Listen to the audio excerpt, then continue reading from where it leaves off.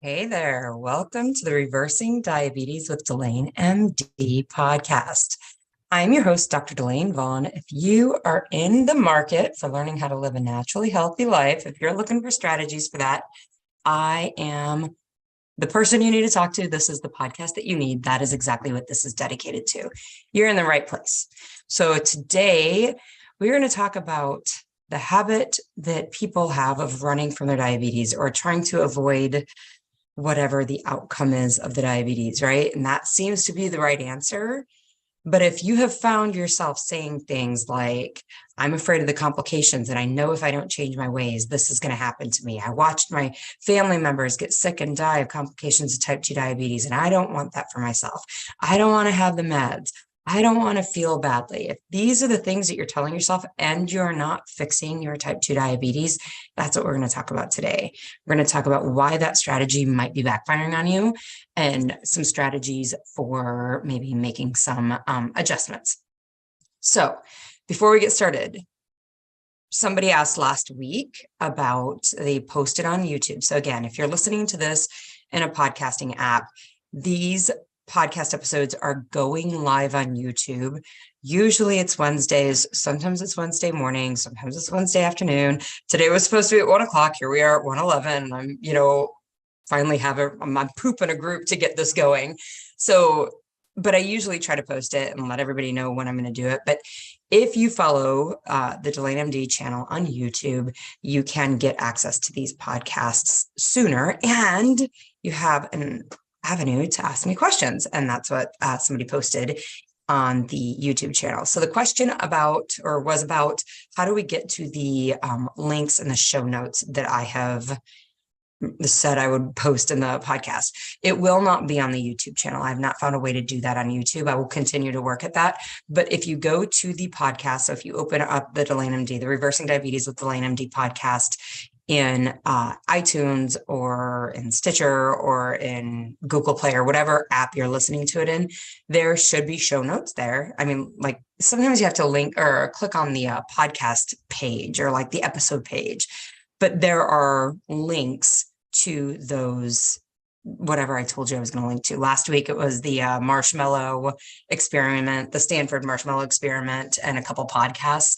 But if I do have show notes, and I'm going to start doing that a little bit more, it will be on, that's how you have to get to it. You can also go to my website, DelaneMD.com, and you can access it there, but I'm not sure that it's actually a link. It may just be a copy and pastable web address. So hopefully that answers your question. If you ever have any questions or want to know where to get to something, don't hesitate to reach out to me. You can always email me at Delane@DelaneMD.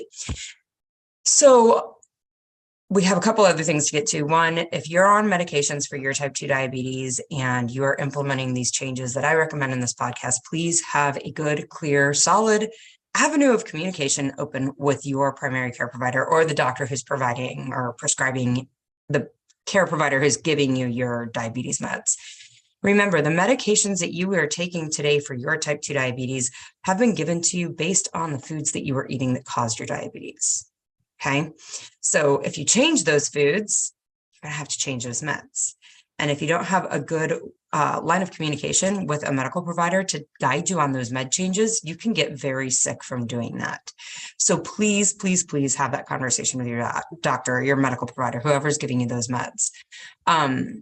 Understand that you're going to have to keep a close eye on your blood sugars. And when you start seeing them get what you might consider low, or what they've told you, hey, call me when you get to this number. When that happens, you need to have a way of calling them so they can tell you which meds to go off of or to adjust down. Okay. Please be careful. If you continue the medications you have taken and you change the way you eat, you can get very, very sick. And you have to be careful to avoid that. I mean, like deadly sick, ER visit sick. So do the best you can to avoid that. I also want to point out that there is going to be an upcoming webinar. It's February 1st today as I'm recording this, and maybe you've already given up on your New Year's resolutions. Maybe you find yourself waning on, the actions that you need to be taking. Maybe it's the commitment isn't there. Maybe the motivation is lost. Maybe you find yourself really being compelled by the desire for the foods that make you sick with type 2 diabetes. So February 16th, so that's in like 15 days. It's a Thursday. in the evening, afternoon. So depending on which time zone you're in, I haven't entirely committed to the time. I need to make sure on some things on my schedule, but it will be in that afternoon, evening time frame. I am going to talk about desire, what creates the desire for the foods that make us sick with type 2 diabetes. And I'm going to talk to you about how to overcome it, how to learn to manage that desire in a way that doesn't feel like you're constantly fighting, like it's a constant struggle to not eat the food.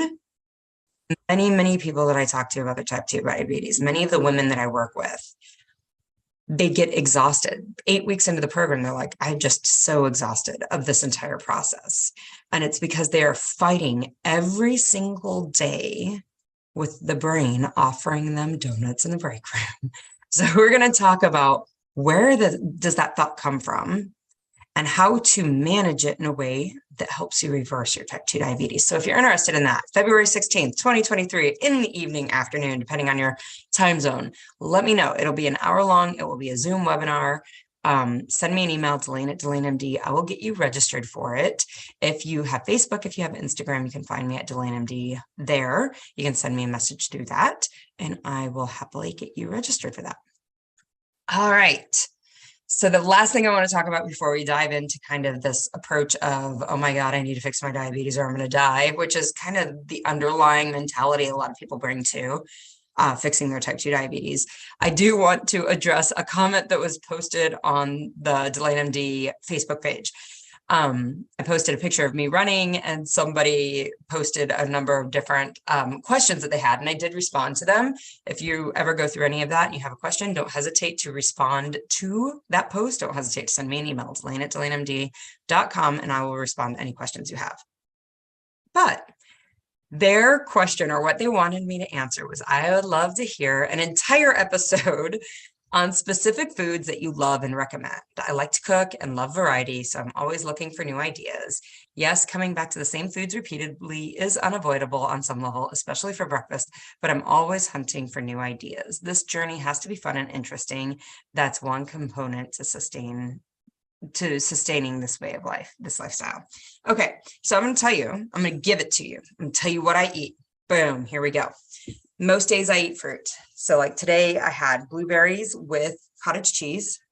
I had grapes, not a lot, maybe, I don't know, 20, 15 grapes. I don't know. I don't count them anymore. I don't count my carbs anymore. I think there was another fruit in there. Cherries. I had cherries, probably 15 cherries.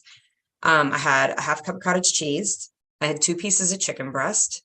Again, the reason that I'm increasing my my protein intake is because I'm trying to put muscle on. So I've been trying to hit at least 100 grams of protein a day, which is a chore in and of itself. I had carrot sticks, and I have an orange, like an orange that I still haven't eaten because I haven't had time to get to it. So maybe I will, maybe I won't. That's what I ate today. Yesterday, I had chicken breast. Again, 2. I had a chicken thigh and a chicken breast. I think I had raisins. There weren't a lot left, maybe a quarter of a cup. I'm trying to think of what else. I know I had an orange pepper, some of a yellow pepper. I think I had carrots. I remember thinking there was a lot of orange. I think I had an orange too. There was a lot of orange in my life. I probably had grapes then because we just have grapes and cherries in the house. I probably had those. I don't think I had any cottage cheese then. I do think I had a chunk of cheddar cheese yesterday. So as you can see right now, I'm having to remember what I ate. And why I'm having to remember what I ate is because I don't keep a log anymore. I don't keep a log, not because I don't think logging is important, but because I don't usually go back on my word and eat foods that are going to make me sick. It's just not something I do anymore. It's not because I don't think donuts are amazing. Donuts are absolutely amazing. It's not because I don't think brownies are tasty. Absolutely, they're tasty. It's because those foods make me sick, period, end of sentence. I no longer only hear the message that those foods are amazing. I hear the entire story about all of those foods. I love the way sugar tastes, and I do not like the way sugar is in my life in other ways. So I just don't have sugar in my life. I don't do pieces of chocolate unless it's a special occasion. Last weekend, my family and we had a chocolate torte, and like I had a couple bites of that, and there was ice cream and chocolate, like it was a flourless chocolate torte. So I didn't get the flour and the gluten, which really makes me feel poorly. I did get some sugar, which also makes me feel poorly, right? And I understand when I have that food that I also am accepting cravings and chatter about food for the next few days, okay? I also get foggy in my brain. I just don't do well with it, so I don't enjoy it, so I don't eat it. So those are the things that I can remember eating recently. What I usually will go for, any standby foods that I need, chicken is clearly a big one. And again, for those of you who aren't aware, I think I got bit by that stupid tick that gives you an allergic reaction to meat. So if I eat beef or pork, I swell up and I itch and there's nausea and vomiting. It's very uncomfortable. So I don't eat beef. There's nothing wrong with beef. I just don't eat it because I have this funny reaction to it. So I eat a lot of chicken. I eat eggs, so I'll do omelets. That is an old standby. I love omelets. I love omelets with all the things in them. If you can put turkey sausage in it, if you want pork sausage, great. If you can put bacon in it, awesome. If you want turkey bacon, which is what I do, awesome. I put peppers in it. I put onions. I put mushrooms. I put garlic in it. I mean, I put all the things in an omelet. I think it's tasty. I do it with some cheese, usually very satisfying. That's a go-to staple for my diet. Other things that are breakfasty are going to be like your cottage cheese. I love cottage cheese. You've all heard me say this. Nobody loses their marble and eats a tub of cottage cheese in one sitting. That's a very rare human. I've met one person who does it, but it's pretty rare. I like cottage cheese because you can put it with a little bit of fruit. You can put it with like blueberries, which are incredible antioxidant, great fruit for you.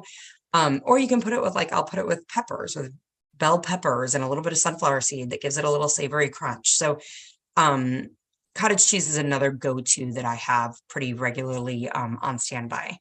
I used to, when I would spend more time cooking, do like fried avocados. I would just saute avocados in a frying pan and do those with eggs. And again, like any kind of eggs, scrambled eggs, omelet egged, or egged omelet. I don't know how eggs, omeletted eggs. I guess it's not a verb, but you can make your eggs into an omelet, and avocado is great with that. Hard fried eggs, anything. That was tasty. I used to also do if I made chili for my kids and it's made with turkey, ground turkey, I would do that chili over an avocado with some cheese on it. So that's some things I would do. I like salads. I love salmon. I used to eat a lot of nuts. I don't really like the way they make me feel. It's something about the salt is a little heavy in my gut, so I don't eat so many of those anymore. If I do, I try to do them raw because I tend to feel better with them. Stay away from peanut butters because they have molds in them that I don't want. They're really tasty. Sometimes I will get it as a treat, but I don't use it a lot. Other nut butters I'll use, but again, not a lot of it. So those are the things that I eat. Okay. So one, I want everybody to hear this. It's really not a lot of variety. It's pretty boring. There's a lot of repeat. It's nothing exciting. And there's not even a real concise idea in any food that I eat. Really, like my chicken is literally put in an air fryer with salt and pepper on it. There is nothing fancy about it, okay? Here is the kick in the teeth about it. I can tell you all day long the things that I eat, and if it all sounds disgusting and horrible for you, there is no point. This is a wasted conversation, okay? So see that. The other thing that is probably more important, and this is something that I see all the time, not just with the person who wrote this question. I see this with my clients. I see this with my mom. I see this with my kids. I see this with people at the grocery store, and I see it with people who write into me. We want our food to entertain us. And what I want to offer to you is the more boring you can make your food, the less compelled you will be by it. And the more opportunity you're going to find other ways to entertain yourself that do not make you sick with type 2 diabetes. Okay. So it's fine to enjoy your food. There's nothing wrong with enjoying your food. I enjoy my food. There is nothing wrong with enjoying your food.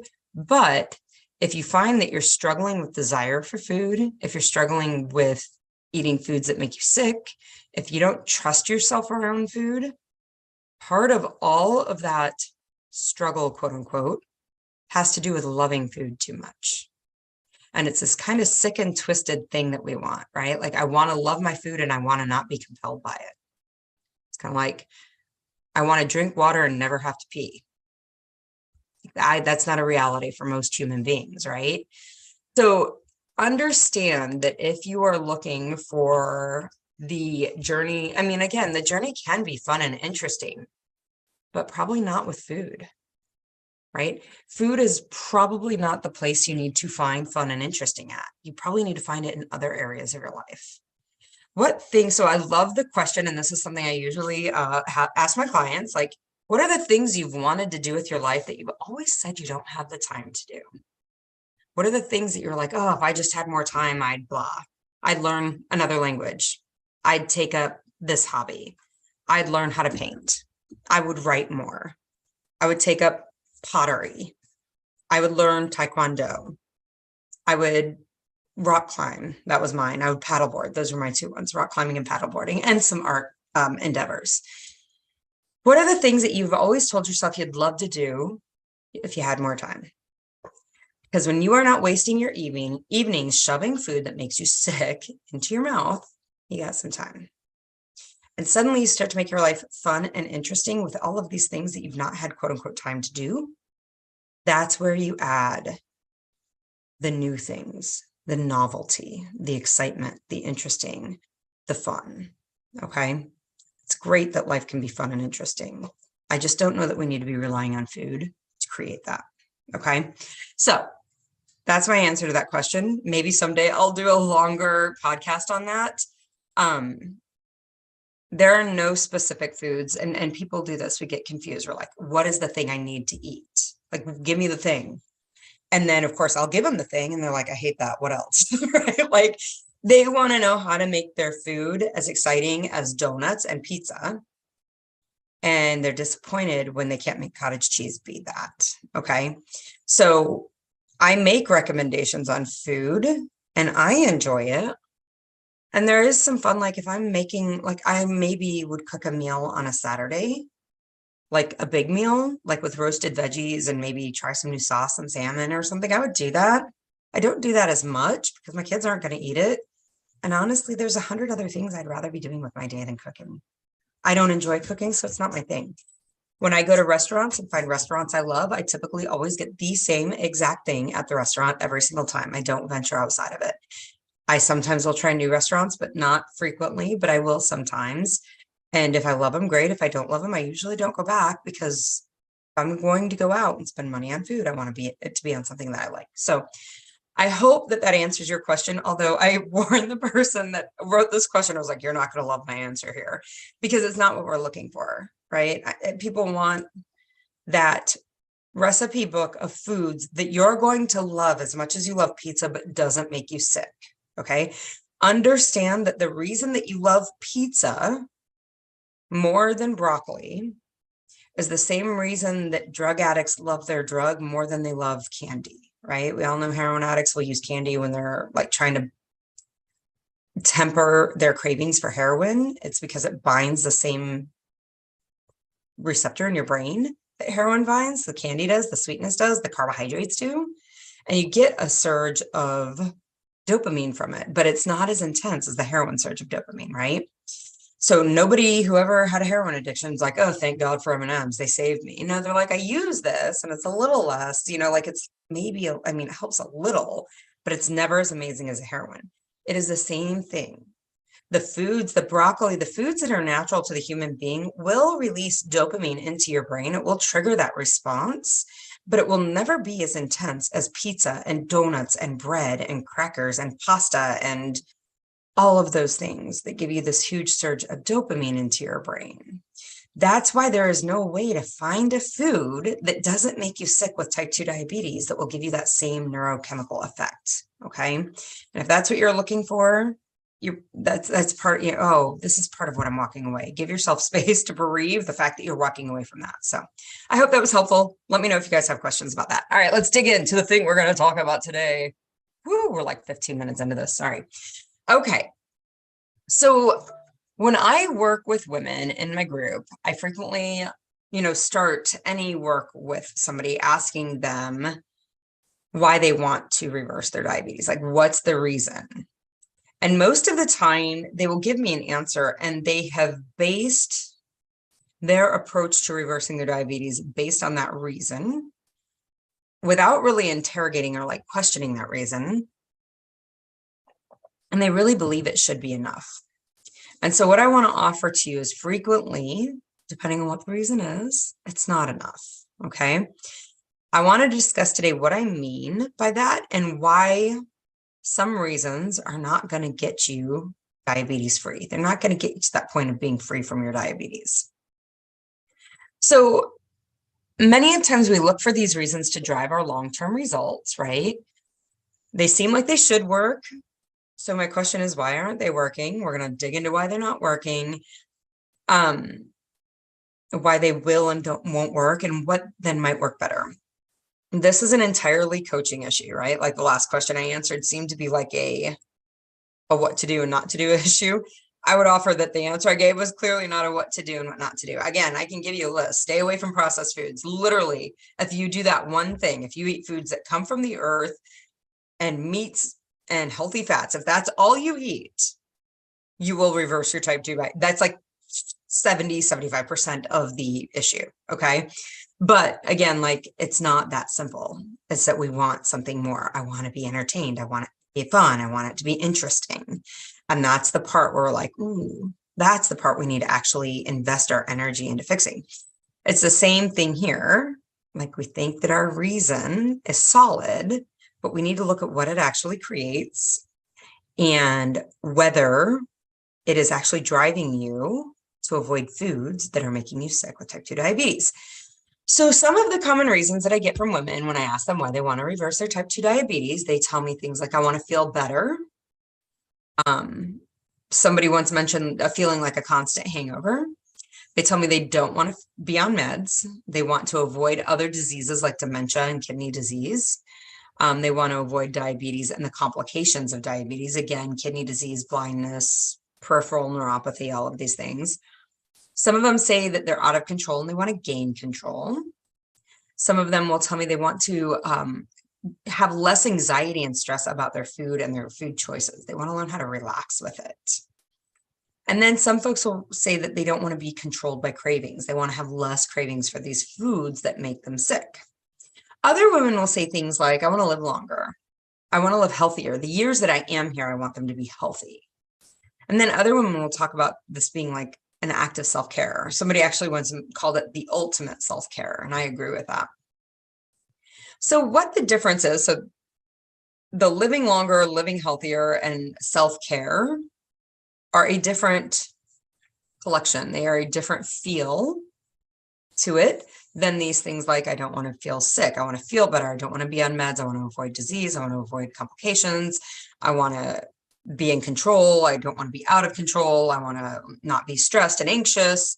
And I don't want to crave foods, right? Like that's one set versus I want to live longer. I want to live healthier and I want to care for myself deeply. The ultimate self-care, right? The first set is really things that you want to avoid. You want to avoid feeling poorly. You want to avoid medications, diseases, complications. It gets tricky here. And it's because you're not going towards something, but you're going away from something. You're moving away from something. So moving away from a disease is not the same as moving towards health or into health, okay? So when we're saying I don't want to essentially die early from this disease, it drives fear. And fear will cause you to act, but only as long as the fear is present, okay? We do things out of fear of something, but once that fear is no longer present, we stop doing that thing, okay? So say, I see this with clients all the time. They start working with me, first 4 weeks. They're eating clean, man. They're eating clean. They're eating like 45 grams carbs a day. Their blood sugars are normalized after their meals. You know, their 2 hour afterwards normalizes. And then about 3 to 4 weeks in, they start to see that fasting blood sugar start to drop. And they're like, heck yeah. And then their brain's like, I did it. This is good. Here we go. Like my numbers are normal. I got nothing to be afraid of now. And then suddenly I start seeing Little snacks creep in, a little chocolate here, a little bread there, a little pasta there, a little cake, a little cookies, a little soda. All these things start to creep back into their life. And of course, what I know is just because you start to see these numbers normalize, it does not mean that you've reversed your insulin resistance and you're actually healthy. But what they believe is their blood sugars are going to kill them, right? Like they're afraid of those high blood sugars and what comes with those high blood sugars. And so they run until they're not having that experience to be afraid of anymore. And then they stop doing the running. Okay. So this is kind of the equivalent of saying, I want to run for exercise. So I am going to get a cheetah and I'm going to have a cheetah chase me every day and I'm going to call it exercise. You are afraid of the cheetah and that's why you're running. But as soon as the cheetah is gone, you no longer are interested in that exercise. The exercise is what creates the health that you're looking for, right? And you're not necessarily at the health just because the cheetah is no longer there, right? Like you will only run from the thing that you fear until the fear is gone. And this is true also for like people who are like, I want to feel better. I want to feel better. And that's why I want to reverse my type 2 diabetes. It's a great example. Recognize there will be a period of time long before you've reversed your type 2 diabetes, long before your cells are acting normally. There will be a time when you feel fabulous. You feel so much better than you did before. But stopping at that 40% mark or that 50% mark or that 60% mark is not the equivalent of being healthy, of avoiding the disease that you want, right? But the disease that you want to avoid, right? Like it's not the same. People do this with weight loss. They're like, oh, I gotta lose weight. My body hurts and my clothes don't fit and it's uncomfortable. And I want to hit my natural body weight so that I can feel good and my clothes will fit fabulous and I feel comfortable. What I always remind them is somewhere after about 15 or 20 pounds of weight loss, your body will feel better. You will feel lighter. Your clothes will fit better. And it's not because you got to your goal, or it's not because you're at a normal or quote unquote healthy. I don't even know that I love normal. It's not like you're at a body weight that is necessarily creating health in your body, but you're at a weight that just feels better because it's lighter and your clothes do fit better. Okay. So if you're merely running from that unpleasant feeling, you're never going to hit the goal because that unpleasant feeling is going to resolve long before you hit that goal. Okay. So if you are trying to create being diabetes free from fear or worry or anxiety or discomfort, you're probably not going to get there because that is going to dissipate much quicker than your diabetes is going to dissipate. The fear, the worry, the anxiety, the discomfort is going to go away much quicker than the diabetes will go away. Once you alleviate the discomfort, the fear, the worry, the discomfort of the clothes, whatever that, once you alleviate that, you're going to stop doing the thing because that thing that you just got rid of, that you alleviated, is the only thing that was driving it. Okay. So I think that it's fine if you're in the woods and you're running from a bear. I think it's totally fine that you allow fear to motivate you to run. But once you get to safety, once you're outside of the woods and you're no longer afraid, you know you're safe, figuring out that you would like to continue to be safe because it's important for you to be safe, and therefore avoiding the woods, doing the work to avoid the woods to keep you safe. Because you want to sleep easier at night. You want your kids to play comfortably outside and not have to worry about them getting mauled by a bear.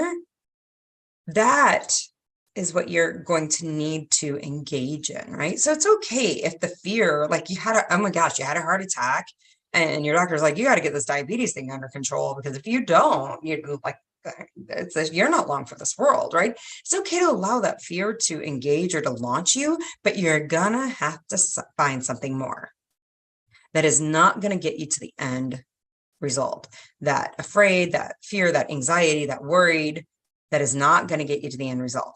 So when you look at some of these other reasons that people will talk about for why they want to reverse their type 2 diabetes, these things like they want to live longer, they want to be healthier, they want to care for themselves in a wholesome, deep way. Allowing yourself to figure out what is that, why, what does that look like? Why do I want to live longer? Right? Like there's lots of people who have miserable lives and they're like, I don't want to live longer. I want to call this as quickly as I can. They're not necessarily suicidal, but like it's not been easy to them maybe, and they aren't wanting to live longer, right? I see this sometimes in people who are elderly. And again, they're clearly not depressed. They're not wanting to end their life, but all of their loved ones have already passed. And they're like, yeah, I'm good. Whenever it's time, let's go. I'm good. Right? So if living longer and living healthier may be your goal, but what does it mean to you? Because it doesn't always drive what you're wanting to drive, right? So what does living healthier mean? What do you get to do when you live healthier? What do you get to do when you live longer? And what does that look like? I'm just like, I want to see my family grow up. And that's great. I want to see my family grow up. Absolutely. But what do you think you're going to see them do? What are you going to be there for? How are you going to engage in that experience with them? What is it going to look like? Right?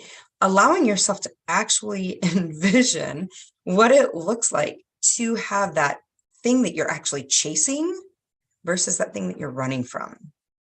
I don't want to get sick and die from type 2 diabetes. What does that look like? Well, that looks like I'm constantly moving away. I'm constantly looking over my shoulder because type 2 diabetes is going to, kill me prematurely, right?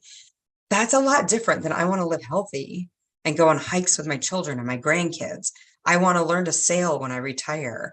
I want to, go and hike, the El Camino de Santiago. It's a hike in Europe. And I'm like, I want to go do that with my kids. My son wants to do it. I'm like, yeah, let's do that. It's like, it can last you up to like months, I think, to do it. There's multiple different ways to do it, but I'm like, yeah, I want to do that. Right. But living healthy is part of that for me, right? Like, I don't expect that I'm going to be neuropathic with like feet that have been amputated or toes that have been amputated and, cardiovascular disease and needing dialysis. And that's going to allow me to do that thing that I want to do, right? No, I want to live healthier. And what it means to live healthier for me is that I'm able to do these things. I'm able to see the world in this way. And that's important to me. What does it mean to feel like you care for yourself in a wholesome way? Why is that important to you? What comes with that? For me, when I think about it, it's this element of peace. There's this element of relaxation and peace that comes with that. That's what I am chasing. I want to achieve that. I want to acquire that. I don't want to just run away from being sick or the fear of an early death. I want to chase something more than running away from something I'm afraid of. When we're executing actions to avoid something, we will only execute the action as long as there's a threat to us. Versus and of course recognize that like doing that long term is very challenging. It's challenging to do the damn thing over and over and over again when you were originally motivated by fear and you haven't found another reason to keep doing the thing, okay? So figuring out, giving yourself the opportunity to kind of dream about what life looks like without type 2 diabetes. Not just that you're not spending money on meds and doctor's appointments, that's great, but what are you spending the money on then? What are you going to do with that money? Not that you're just not, sick and going to the doctor's office all the time, but what are you doing then with that time that you're not in the doctor's office? Not just that you're not feeling well and you feel too sick to go out and do anything, but what are you doing because you feel fabulous? Those are the things that are going to draw you to making the decisions that you want to make. The reason that people do this is very unique to everybody. And again, like blanket, I want to live healthier. I get it. And you probably do. But what it means for you to live healthy and what it means for me to live healthy are probably different things. If you start to identify those things and get granular and specific about what those things mean, it pulls you towards it. It doesn't just push you away from something you're afraid of into some random who knows where zone. It pulls you towards something specific. So I would encourage you to do that. If you have these stories floating through your head about like, oh, I don't want to be sick. I don't want to die early. I don't want to have meds. I don't want to stick myself with insulin, whatever it is. If you have those stories, you are running from something. Lots of people are diabetic forever. They are not healthy, but they're diabetic. They still have all the risks associated with it, and they never stick themselves with an insulin injection. Okay. So recognize, like, just focusing on, you get very granular, very specific about the things you want to avoid, the things you're afraid of. Get as specific about the things that you want to become, the things that you want to see in your future, the reason that you want to be healthy, what you're going to do with that diabetes-free life, because that's going to attract you very specifically to what you want. I think that's a lot more effective for long-term change than just running from something. I hope that this helps out. I hope that this makes sense. If you have any questions, don't hesitate to reach out to me. Do understand that this is part of coaching. Again, you don't need me to tell you to stay away from chocolate cake. You do things in your life. Like, you're doing all the other things in your life. You know that the foods that you're eating are causing this, that are leading to this. You don't need me to tell you that. I can tell you that, but you don't need me to tell you that. The things that we have to figure out is, how do I direct myself? How do I make myself want this healthy living more than I want the chocolate cake? And that is a coaching issue. If that's something you're ready to embark on, you're ready to get this put behind you, you want to leave it this year, you want this year to be the last year that we're messing with this, send me a message to Delane@DelaneMD.com. We'll set up a consult and get you started in the program so that you can start working on that immediately. And in the next 3 months, you'll see your numbers normalizing. And in 6 months, you'll be diabetes free and you'll be living that life. Give yourself that gift. All right. I will be back next week. Bye-bye.